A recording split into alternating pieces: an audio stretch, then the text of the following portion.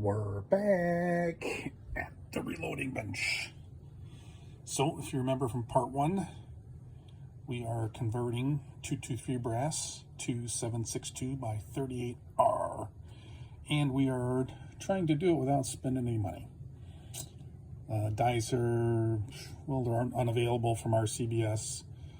I'm not looking for, I don't know, I don't really want the Lee dies.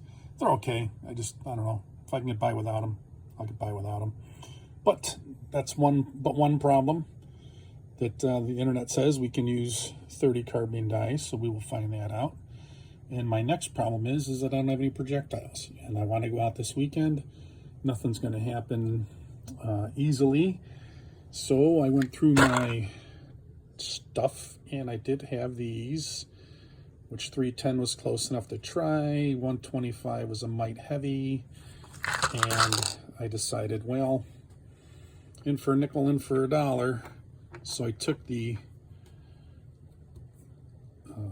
carbine projectile and I cut her down about 220 thousandths or so, which gave me 110 grain. So that is good enough to try, at least to do a little start-off experimentation with this revolver. But just to recap a little bit, if you'll remember, we started out with 223 brass, and we swaged it. This isn't a swaging tool, this is just a bushing to hold it. But if you can see that little bump there, we swaged this down to 30 carbine, as far as it would go. And I made this little bushing just to hold on to it with a collet. It makes it a little bit easier. But the next step, we took that and we machined that down, I want to say to 351 is the base dimension. So you can see, oops, I grabbed the wrong one. You can see here, that's what it would look like post machining.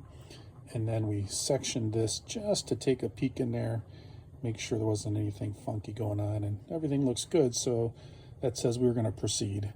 So the next step, again, we're doing a little bit of recapping. The next step, we cut these things to 1/520 overall. My reference said 1/530. It didn't work. It's just a little too long. So we went and prepped the case after that, as normal. We flared it with the 30 carbine die. We seeded the bullets using the 30 carbine seeder, but we did have a hiccup there.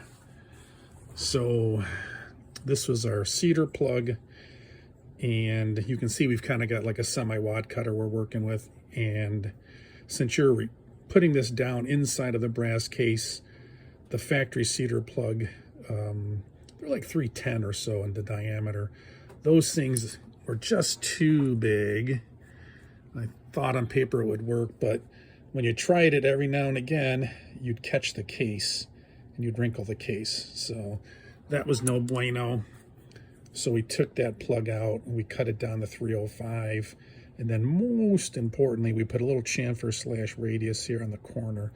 Then that would let that thing funnel into the case, even if there was a little discrepancy on being perfectly aligned. And that, once we started doing that, that was great. So we had done that. We had seeded our bullets. The next thing we wanted to do is we wanted to get this little radius here. And I didn't want to do the crazy crimp because I wanted to get the brass life out of this as much as I can. So I wanted to start my experiment here with just a minimal crimp. And to do that, we just took a 223 sizer, and the sizer worked nice to put that crimp on our case. So that worked great. The next step that we looked at is that sometimes, especially when you're working with lead, sometimes you'll get a little defect in the brass. And we're not working with a lot of room here, so most of the stuff I read online said, hey, get a Lee factory crimp die and for 30 carbine or whatnot. And that's great. I love them. They work great. Eventually I'll probably get one, but didn't have one, and I wanted to do something this weekend. And that led us to just grabbing our regular 30 carbine sizer.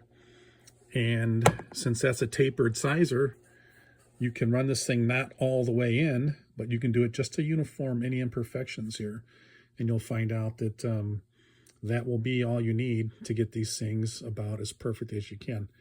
And with that said, we now have a box with a couple different loads to try, and you'll have to wait for part 3 to see how those chronograph results come. All right, guys, see you next time.